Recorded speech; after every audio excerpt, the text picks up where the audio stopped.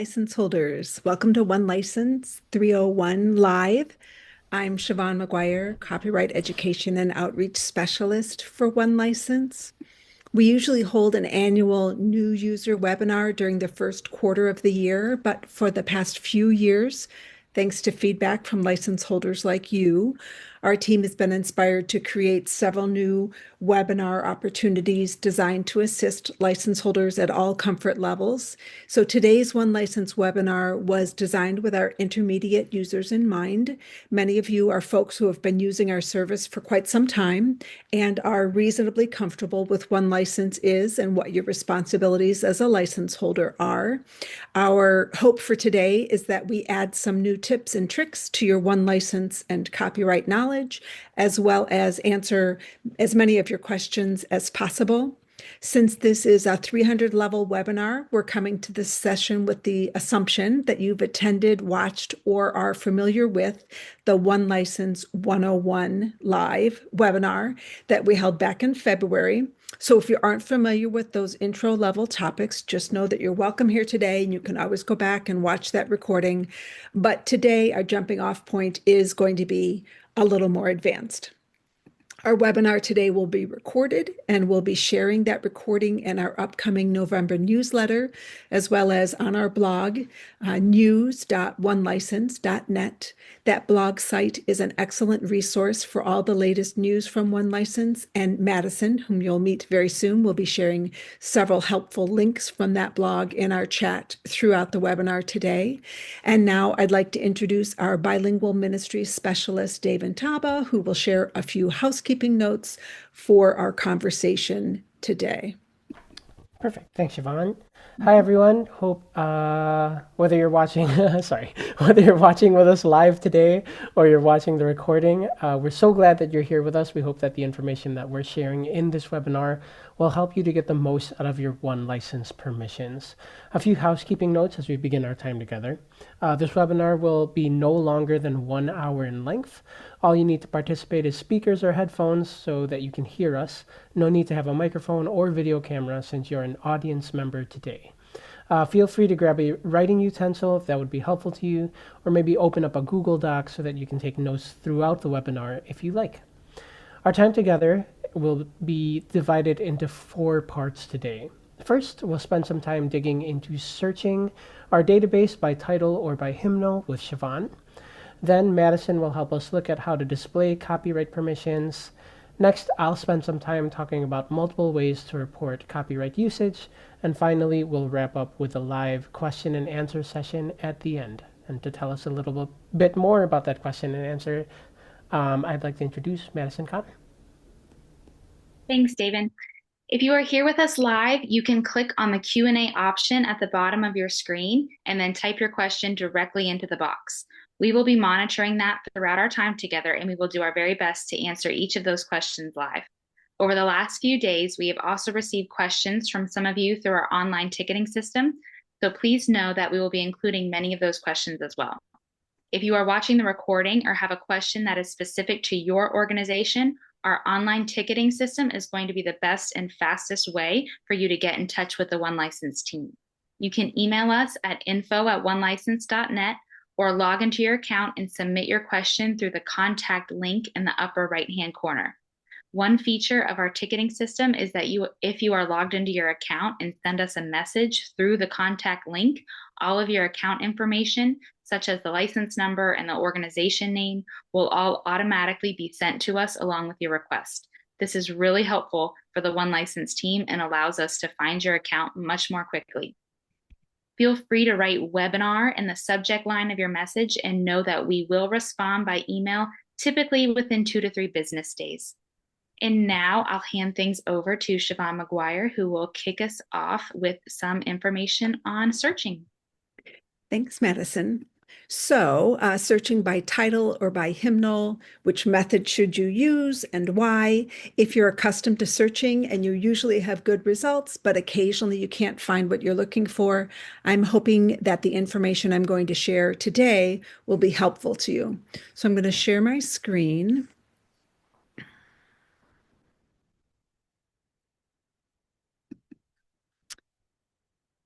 Great. And here we are in my test account, which should look very much like your account. We have two search fields to choose from. So when you log into the account, you're going to see this page, and then when you select report usage, right? And you have two search options, the title field and the hymnal resources field.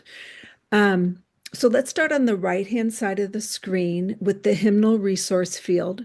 So you can click here in this field, and then you can scroll down to find yours, or you can begin typing here to find your hymnal.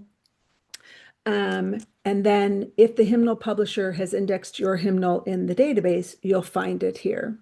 Let's try Evangelical Lutheran Worship. We'll use this as an example for today, but you should obviously use, your hymnal. So when you enter the hymnal number, let's try 777. This is Dolores Duffner's Come to Me. Good, Come to Me, All Pilgrims Thirsty, with Beach Spring. So you get two results here. And I would say if you're reporting the congregational reprint, then you would report this one. If you're using in your online worship, maybe you would report this one. But in any case, reporting this title ensures that the copyright holder, that the contributors receive credit, royalty credit for your usage. So you can report, from the database returns in the usual way, right?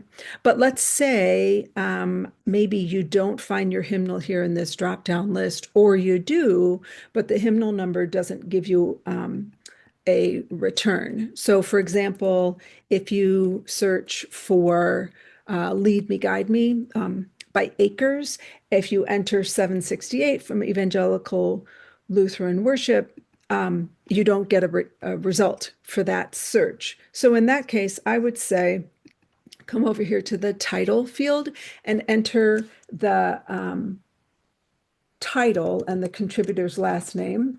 Let's see, there we go. Clearly, I've made that search before. And now I'm searching in the title field by title and contributor's last name, and I get a number of results. So searching by title and contributor's last name together in the title field should yield a result, a matching result in the first 5 or 6 results, if not the first. Searching by title alone, let's clear this search and let's just search, doesn't always yield the best results. Lead me, guide me.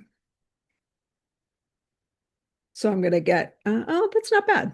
That's not bad. But in some cases, if it was Jesus Christ is Risen Jones, you might get a little competition for one of those. So maybe you're asking, if it's in the database and I can find it using the title contributor search, then why can't I find it using the hymnal search? And so the reason is that the hymnal field searches a subset of the database, while the title field searches the entire database. So the hymnal search, when you search by hymnal and number, will find any database record that has been indexed to this hymnal field by the member publisher. So it's an extra step, or probably more than one step, for the member publisher. So if it's not indexed here, but it's in the database, the way to find it is to use the title contributor search.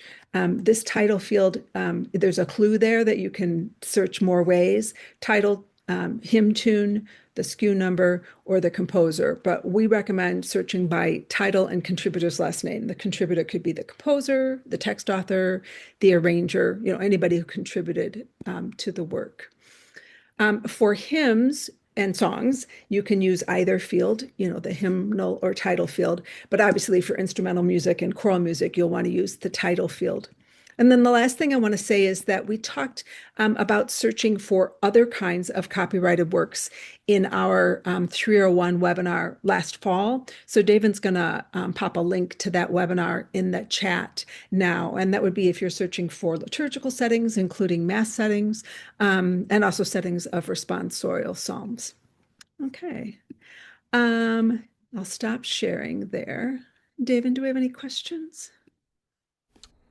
Let's see.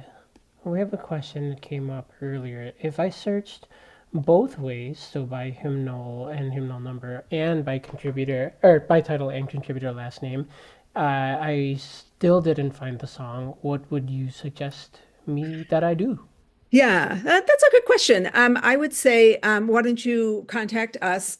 You're already in your account, so why don't you click on contact and send us an email that way, or you can email us at info@onelicense.net. And if you can include some information about what it is that you're looking for, we'll have a look. Ideally, you're sending us the title of the work, the names of the contributors, and the copyright claim. But if you forget to provide that information, we will ask you for it. Just go ahead and send us an email. Okay, good. Thank you. So now Madison is going to give us some helpful information about displaying your permissions. Thanks, Siobhan. Yeah. Yes. So a question that often comes up is, okay, so I have this license. Now, how do I display my permissions? How do I let people know that I am, in fact, licensed? So I'm going to go ahead and share an image here that is helpful with all this.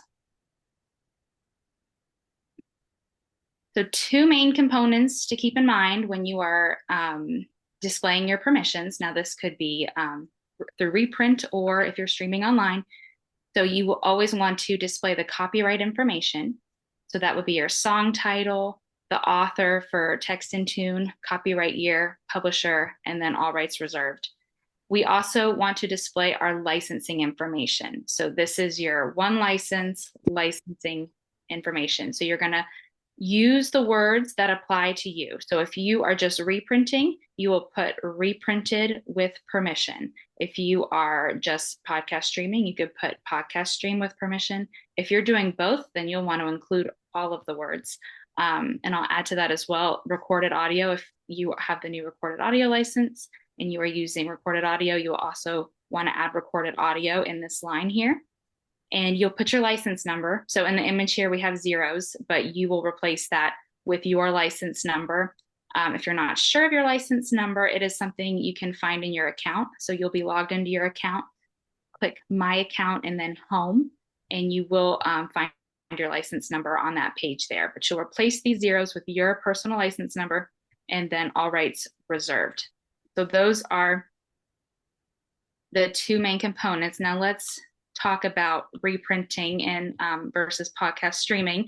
So maybe you have a bulletin or a worship aid or something where you are you're reprinting copyrighted music or text. You are going to want to display your permissions. You're going to want to put the copyright information for each title that you're using, and then the licensing information. Now, the licensing information only needs to be listed once. And a question that we sometimes get is, does it have to go in any special area? You want it to be visible. It doesn't necessarily have to go in a designated area. As long as it's visible on the worship aid, your licensing information, then you are good. So you're going to put that copyright information for each title and the licensing information once. Now, for online, it's a little bit more nuanced. We have a really helpful blog post that goes over this. If Siobhan or David's going to pop the link to that in the chat. And the main thing, once again, is putting your copyright information and also your licensing information. There's a couple ways to do this. And I'm gonna open up that blog post here myself and just share my screen once again so you guys can see what I'm talking about. So the main thing that I would suggest is putting all this in the description of the video. So here, there's that image I just showed you, but here are some more specific examples. So here's an example of a description of a video. So they have their copyright information. So they have the title, the author, the year, everything there. And then you can also see they put reprinted and stream with permission under one license with their license number. So that would be putting it in the description. Another thing you can do is you can add a slide at the beginning or the end of your service, or you can do an overlay with, sometimes people like to have an overlay with the lyrics reprinted. You could have an overlay and include a subtitle with the copyright information or your licensing information. That one might require a little bit more technology, but if you have the ability to do so, that is great. But The biggest thing is in the description of the video. If you have the ability to do a slide, that's great, or the ability to do an overlay. But first and foremost, you will want that information in the description of your video. I know in today's day and age, we find these hosting sites like Facebook and YouTube, they use bots to evaluate posts quickly for things like this. So, all that being said, there's always a possibility of your video being flagged. We have a helpful article on this as well that if David or Siobhan could pop that in the chat as well. But just because a video is being flagged does not necessarily mean you're doing anything wrong. If you ever find yourself in that position, you feel free to reach out to us if you have any questions. But if a claim is being made on your account, that doesn't necessarily mean you're doing anything wrong. While we don't know everything about the inner workings of these sites, the biggest thing I can confirm that is if you are doing all the correct practices, and by that I mean you have the appropriate one license, you are paying your invoice, you have ensured your titles are covered through us, you're reporting that usage, and you displayed your copyright and licensing info, then you are doing everything you need to be doing to be copyright compliant. So that is the big takeaway there. Have we had any questions come through, Siobhan? Madison, I have one about public domain. Do we need to display copyright information for public domain works? So that's a great question. So with a public domain title, remember you don't need permission to reprint it or to stream it online, but it is always a good practice just to go ahead and list the title and the author and composer and all that. And then sometimes, you might have a service with a public domain tune as well as copyrighted music. So it's just good practice to go ahead and list all that copyright information and your licensing number. Right. That's good. Great. Thanks, Madison. Okay, so now David is going to show us some options for reporting different kinds of copyright usage. Hi, everyone. All righty then. Okay, so what I'm going to cover is now that, like Madison said, now that we have the license and we know how to display license permissions, you ask yourself, okay, I use one license titles in all these different ways. What, if any of those ways, do I report through one license?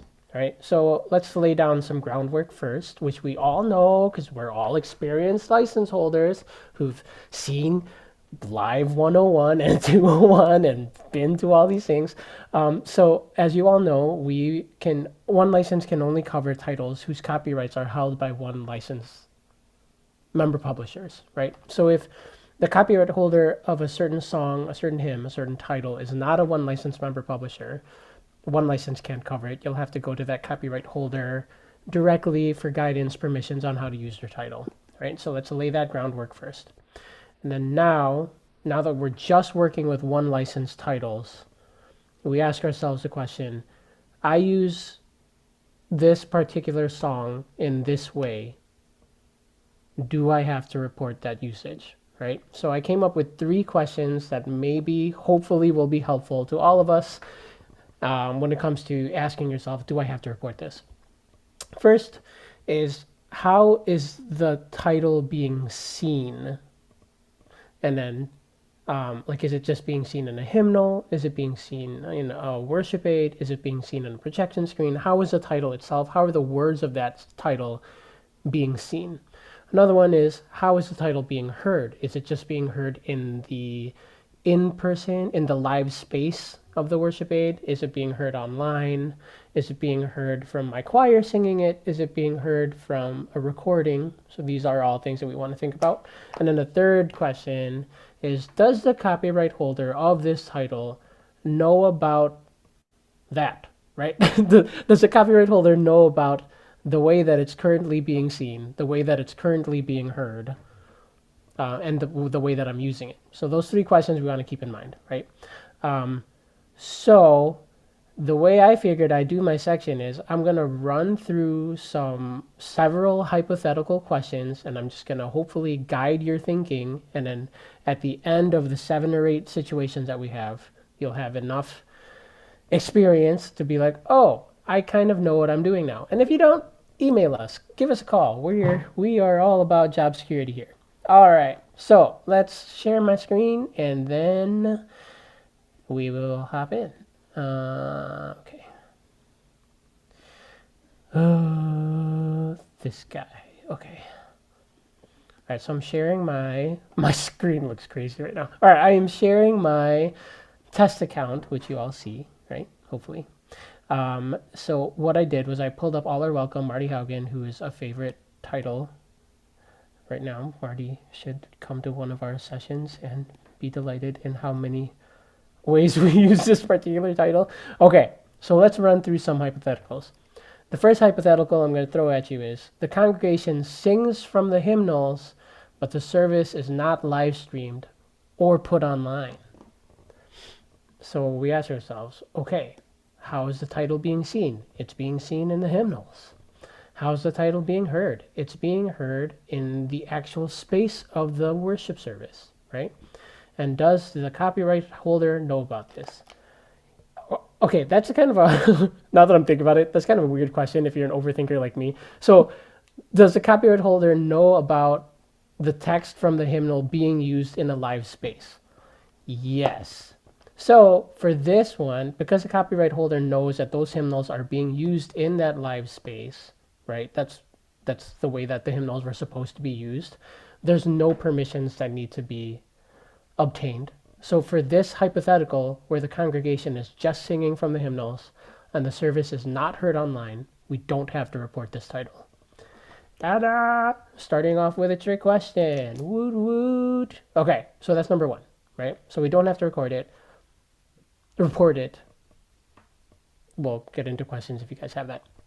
Number two, second hypothetical situation I have for you is that the congregation uses worship aids or projection screens, and the service is not live streamed and it's not put online. So the congregation is now singing, but they're using worship aids or a projection screen. So we ask ourselves, how is the title being seen? Well, it's being seen now in worship aids, and it's being seen on a projection screen. And now I'm just going to jump to, does the copyright holder know that their work is now on those worship aids or on the projection screen? And the answer is no, right? Because you took the original text that was from the hymnal and you now have used it or reproduced it in a new way that the copyright holder doesn't know of. So now for this, you do need permissions, and then, which you have, whoop, whoop, from your one license reprint permissions, and now this you have to report. So for this one, if I were using All Are Welcome and the congregation is singing it from worship aids or hymnal, all we would do is we would make this one 0 because it's not heard online, right? And we would just report one reprint service. The number here for the reprint service, I think yours only goes to 10. The number here is representative of the number of worship services. Stay with me. The number of worship services for which reprints of this title were made. Yeah, it's not the number of reprints that you make. It's the number of worship services in which reprints of All Are Welcome were used by the congregation. Long sentences. Okay, so that's what that is. Okay, hopefully that's clear. Moving on to hypothetical number 3. The congregation sings from hymnals and the service is live streamed. Dun, dun, dun. All right, so we ask ourselves, how is the title being seen? It's being seen in the hymnals. Does the copyright holder know? Yes, because again, the copyright holder knows that the title in those hymnals are going to be used in the live space. However, because the service is now being live streamed, does the copyright holder know that their work is now being distributed on an online worship service? Nope. So therefore, permissions are needed, right? Because it's being distributed audibly now in a new way that your organization is doing.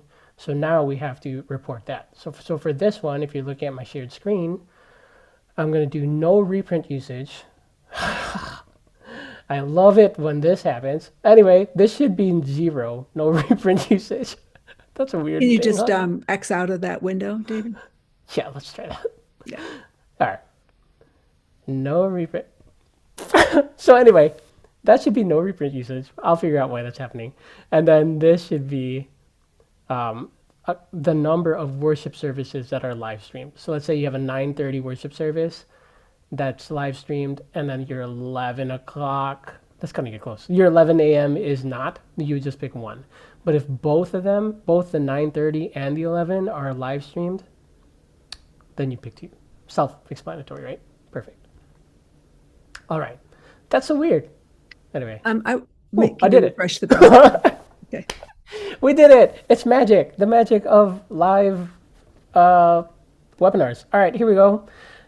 What am I on? Fourth one? Fourth one. Congregation uses worship aids or projection screens, and the service is recorded and put online. Dun, dun, dun. So now the text is being seen in a new way that the copyright holder doesn't know of. So now I need to report reprint usage, right? And it's being recorded and put online. So the audio of it's being heard in a new way. So now I need to report it for podcast streaming, right? It's being heard online. Yeah, so for that particular hypothetical, I would have to use both of these drop-down menus to report that usage, right?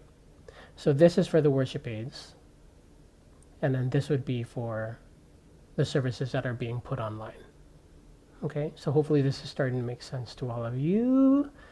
All right, here comes the new recorded audio permissions, and we hope that David will get this right. All right, so the congregation sings with master recordings played from a CD, but the service is not live streamed.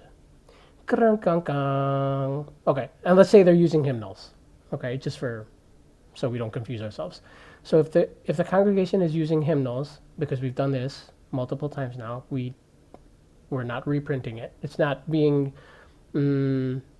recreated in a new way, right? So therefore, no reprint. And then we said that the service is not live streamed. The service will not be online. So the audio of the songs will not be online or distributed online. So we don't have to report. I love this. We don't have to report podcast usage. This should be 0. Okay. Let's just say that it's magically 0 and it'll do that later. Okay. So here, because, okay, now this is where it gets tricky. So it's a master recording played from a CD in the live space of the worship service, but it's not being put online. So we ask ourselves, how is the song being heard? It's being heard through the CD. Does the copyright holder know that the audio from the CD is going to be heard in a live space? Yes. So because the audio is going to be heard in that live space, and the copyright holder knows that whenever that CD is played, it's going to be played in a live space, there's no permissions needed in that, or we don't have to report that in this context, right? So for these service tracks or practice tracks, we don't have to worry about it. Make sense? So now you're asking, David, but wow, when do I need to report? When do I need to worry about it?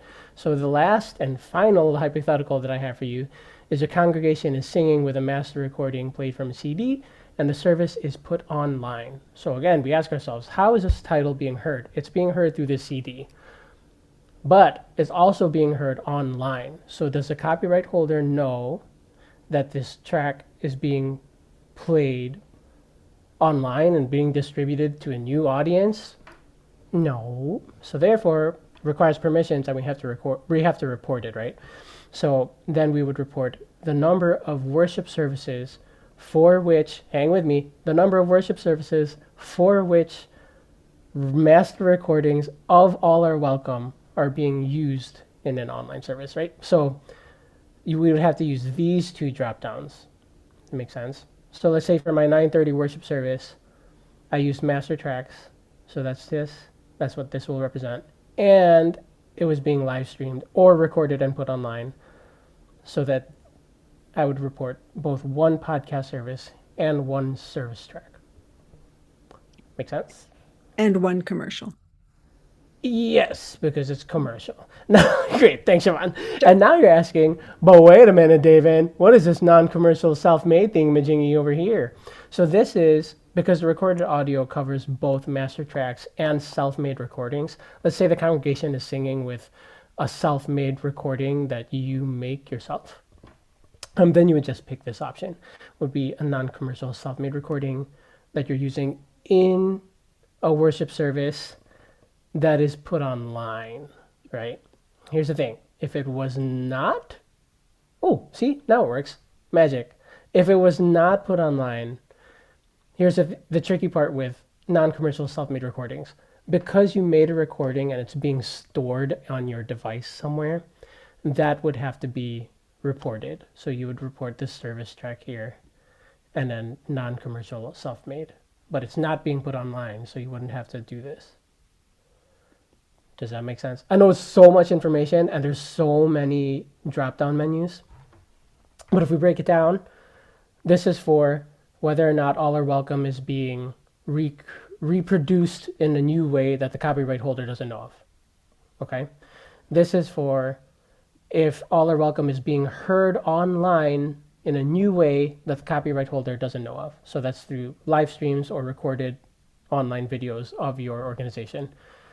This guy is for if recordings of All Are Welcome are being used in a worship service, and you would only report that if it was not online, if you made it, here it goes. But if it was a commercial track, then you would report that for that worship service only if it was online. That's the tricky part. And then, and then the last one, this is from our formerly called practice track license. So this is for if you make tracks for your choir or any of your music ensembles for rehearsal purposes. I did not plan this, but is there still a blog post about practice track? No. Or, oh, just kidding. There's not a blog post about practice track because it doesn't exist anymore. But those permissions are now in the recorded audio license. So, yeah, there you go. All right, that was a lot. Questions? So, David, we do have a question about the rehearsal tracks. So, if I Yes. reported those tracks last year for Yeah. our upcoming Advent service, do I report them again when I share them with the choir again this year? Yes. So anytime that you distribute tracks to your choir, each instance of that distribution you'll want to report. Great. Yes. Thanks, David. Perfect. Thanks, Ta-da. David. And now we will transition to the remainder of our Q&A portion. Siobhan, what kinds of questions are you receiving? We did get one question about the example from the beginning. So Keith asks, you had in your example, you had several entries returned. How do you know which one to use, absent the specific hymnal and no copyright listing in the database? So back, let me share my screen again. What Keith is talking about is,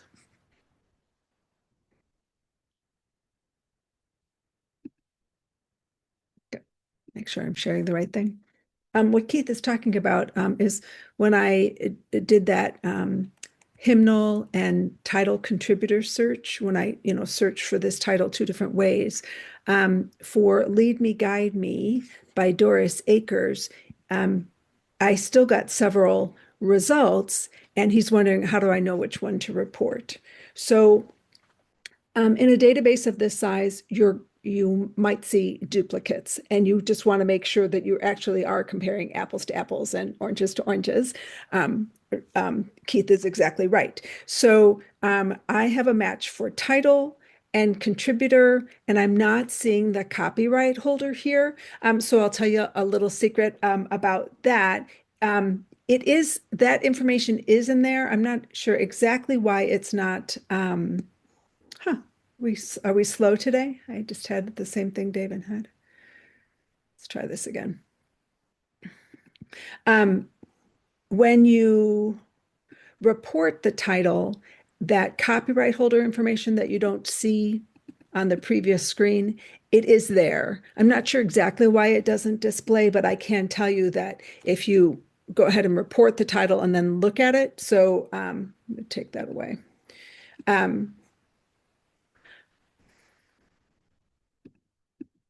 We are slow today. There must be a lot of traffic on the website. Okay, lead me, guide me. So here on this database return, I don't see the copyright holder, but when I report it in, and I'm going to choose submit and view report so I can see the title in my reported, in my account reports, then I do see the copyright holder. And if that's a match, then that's the one that I want, right? And if it's not a match, then I can delete it by clicking on the trash can icon and then going back to where I was. And then the other thing to consider is if you have a match for title and contributor, but it either doesn't match for copyright holder or on your first return, you're not seeing the copyright holder, ask yourself this question: what are the odds that Doris Akers wrote more than one Lead Me, Guide Me? What are the odds that the one I'm looking at gives me permission for the one in my hymnal or my score that I want to use? What are the odds that this is a match? What are the odds that this is not a match? And that's a question that you ask yourself. You use your judgment. To my knowledge, Doris Akers didn't write more than one Lead Me, Guide Me. So any of these records that have her name and her name only would be a match for this and would ensure that she gets a a royalty credit. But there are some others here. This one says harmonized by Richard Smallwood. This doesn't, I'm getting the idea that this is a different work, right? It's got a different contributor's name there. But the odds that I'm looking at in the database, a work by Doris Akers called Lead Me, Guide Me, and it's not a match for the Lead Me, Guide Me that I want to use in my worship service. Those odds are small. That's not true in every case. You may find that that you can't tell if it's a match or not. And so then you can click on the report button and you can look at it in your reported titles and look for that match for the copyright holder. And as I said before, if you don't see a match if you don't get a match for the copyright holder and you're not sure if it's the same work, then I would say reach out to either of the copyright holders, either the one that you're seeing in the database or the one that you've got in your hymnal or score, and ask them to clarify for you if this result that I'm seeing in the one license database is giving me permission for the song that I want to use that I have in my resource, in my hymnal, or in my score. Hope that's helpful. And certainly, if you're ever confused by what you're seeing in the database, we do want you to contact us. These kinds of things are easiest for us because there's a lot of detail. It's easiest if you send us an email with the title and the contributor and the copyright claim. But also, just reach out to us. And if you can't remember all the information that you're supposed to be giving us, we'll help you with that, right? So just let us know if you're having trouble finding something or if you found something and you're confused by what you're looking at in the database. All right. I have a question for David about mixed usage reporting. We had the question about how do choral anthems and preludes and things like that, how does that fit in with if I have, a license that covers a lot? How do I report something like that? Great question. So with preludes, choral anthems, because those are not really approved for reprint, because one license reprint permissions are cover congregational use during worship service, like active congregational participation. We wouldn't report choral anthems, preludes, postludes for reprint, right? So we're that leaves us with the question: how is that prelude, choral anthem, postlude, etc.? How is it being heard, right? So if it's just being heard in-house, we wouldn't report it for podcast streaming. If it's being heard in a live stream, or if it's being heard in a recorded video that's put online, then we'd report that for podcast streaming. I think that's pretty much it. Unless I'm missing a layer, which I don't think I am. We had a comment about Mark Hayes arrangements. Keith again is saying that he sees this often with arrangements by Mark Hayes, where he holds different copyrights for choral, piano, etc. So if it's a copyrighted work arranged by Mark Hayes or anyone else, we call that a derivative arrangement. If the underlying work, if the work that's being arranged is in the public domain, then the arranger holds the copyright. But if the copyright holder, I'm sorry, if the underlying work, the original work is still under copyright, then that's a derivative arrangement, and slightly different rules apply there. And so I'm going to share a link to a call and response webinar that we did with Alex Salazar from OCP, where he talks a little bit about how to report a derivative arrangement, a copyrighted arrangement of a copyrighted work. And the long and short of it is that the original copyright, as long as it's in effect, is the one that drives the bus, and the arranger's copyright isn't part of copyright usage permissions. You want the permission of the controlling on the copyright holder on the original work. Great. All right. Are we seeing other questions here? I have a question for. Looks like there's a Cheeto on this side. Anyway, I have a question for Madison. So do I have to list the titles or the individual titles copyright information individually, or can I put all of the titles copyright information together, like at the end of my worship aid? As long as the information is clearly visible, then that is up to you how you want to display it. In the example I showed in that Not Just a Quick Fix blog post, you'll see they kind of made a list in the description of their video of everything. But it's also organizations, if you have that overlay, you can list the copyright information as you perform the songs. So it's really up to you what works best. As long as it's there and visible, then you're doing what you need to be doing. But that's a great question.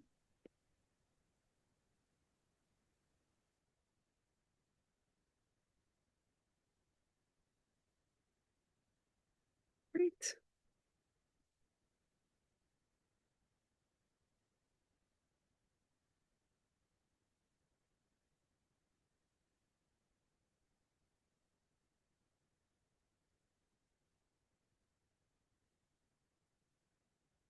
Good.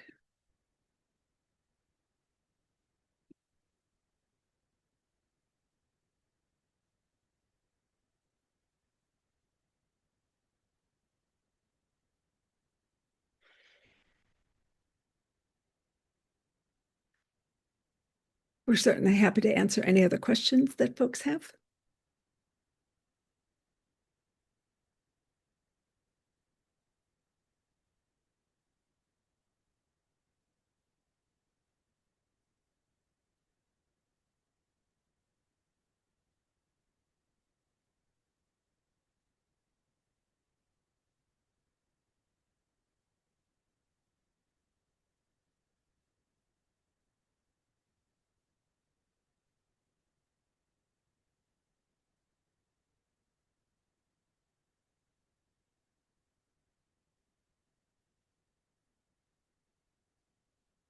So if you think of some questions later, after you get off the webinar, please don't hesitate to contact us. We really do want to be helpful. If you have questions, we're happy to take any questions. Just go ahead and send us an email.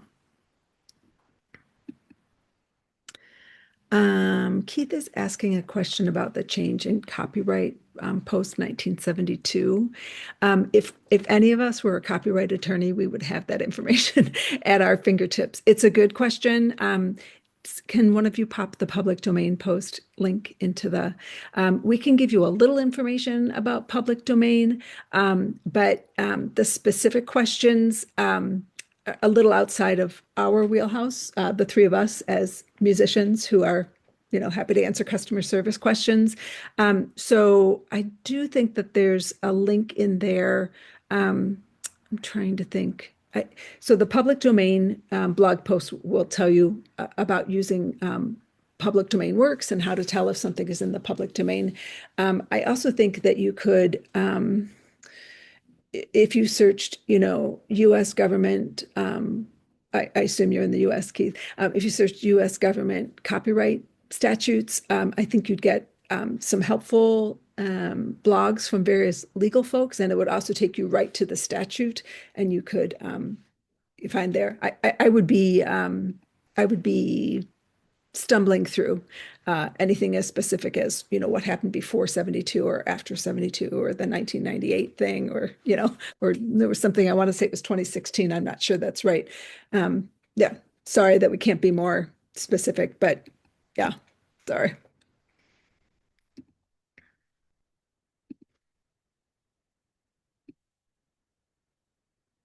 One thing to consider with public domain is that there's a general rule of thumb that it's the life of the author, the creator, plus so many years, depending on where you live. I think it's 70 in the US and it might be 75 in Canada. And, it might vary a little bit in details from place to place, but that's just a general rule of thumb because copyrights can be renewed and they can be transferred. And so just because you're looking at a copyright claim from, 1925 doesn't mean that work is necessarily in the public domain because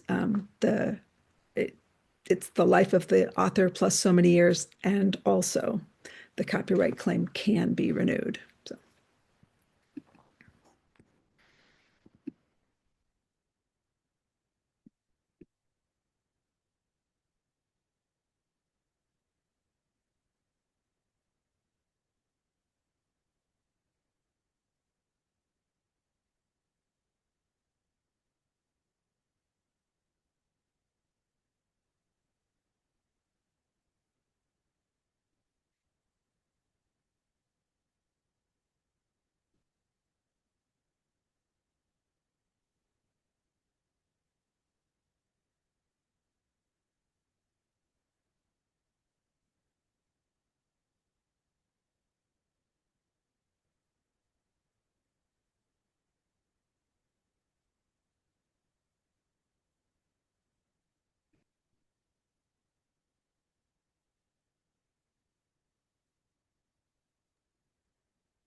I do just want to mention we have a Facebook page. If you're loving all these blog articles and all this information you're getting, I'm going to post the link to our Facebook page in the chat.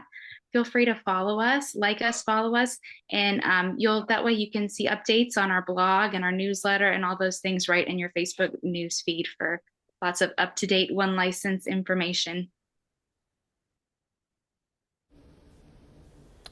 Alrighty. Well, thank you so much to all of you for asking such excellent questions, for being with us here today.